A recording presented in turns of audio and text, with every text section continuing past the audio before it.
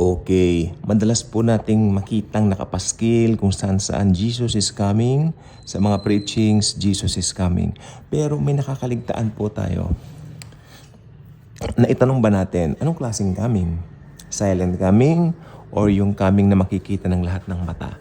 Kasi remember, if you rightly divide the scriptures, meron pong mga tinatawag na mga dispensations ito, di ba? Yung example, halimbawa, yung old and new, di ba? Magkaiba na yun. O, tapos, yung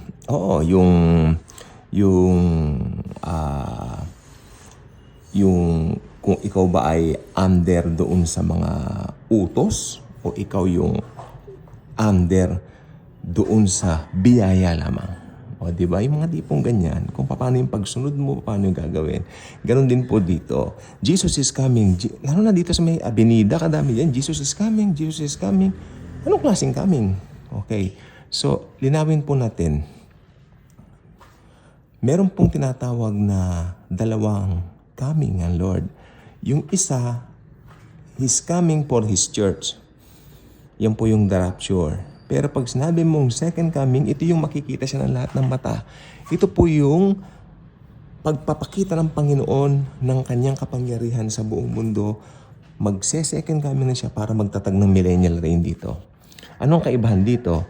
Doon sa rapture, okay, silent lang po yun at ang nakakaalam lang po nun ay si Jesus at saka tayo, siyempre makikita natin siya. Mararapture tayo, bigla tayong mawawala dito. Pero hindi makikita ng mundo yan. Yung po ang totoo dito. Pero doon sa second coming, ito po yung nakabanggit sa Biblia na makikita po siya lahat ng mata, maging umulos sa kanyang tagiliran. Makikita po siya. Ito po yung second coming po niya. Wherein, ang Panginoong Jesus, darating po siya kasama mga hukbo sa likod niya. Guess who? Kung sino yung mga hukbong yun?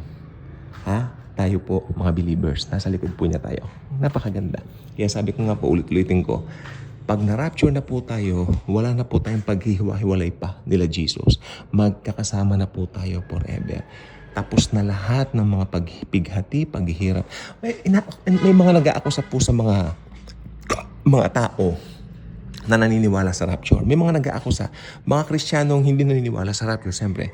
Sabi nila, mahilig tayo mag-escape sa mga kapighatian, sa mga problema. Yes, of course. Bakit ikaw gusto ko sabihin? Gusto mo?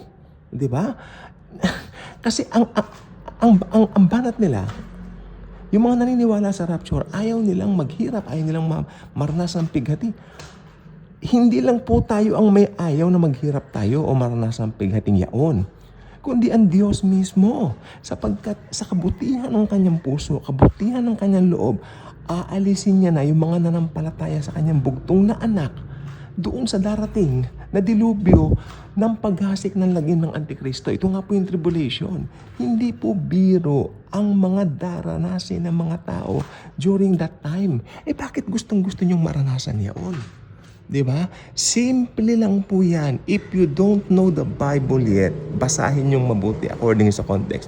At huwag niyong babasahin ang Biblia dahil meron na kayong nakalagay sa isip niyo na gusto niyong paniwalaan. Basahin niyo ang Biblia ayon sa katotohanan nito. At kung ano yung maling nasa isip pa ninyo, hayaan niyo ang Biblia ang mag-correct. Di ba? Sa Bible maliwanag si rightly divide the scripture sapagkat 1 Timothy 3:16 maliwanag yan. Di ba? Binabanggit ng Biblia eh. Hindi naman po ako nagbabanggit niyan.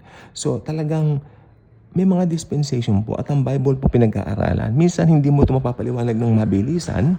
Kasi pumunta po kami doon sa Singapore dati. Nagkaroon kami ng Grace Conference doon.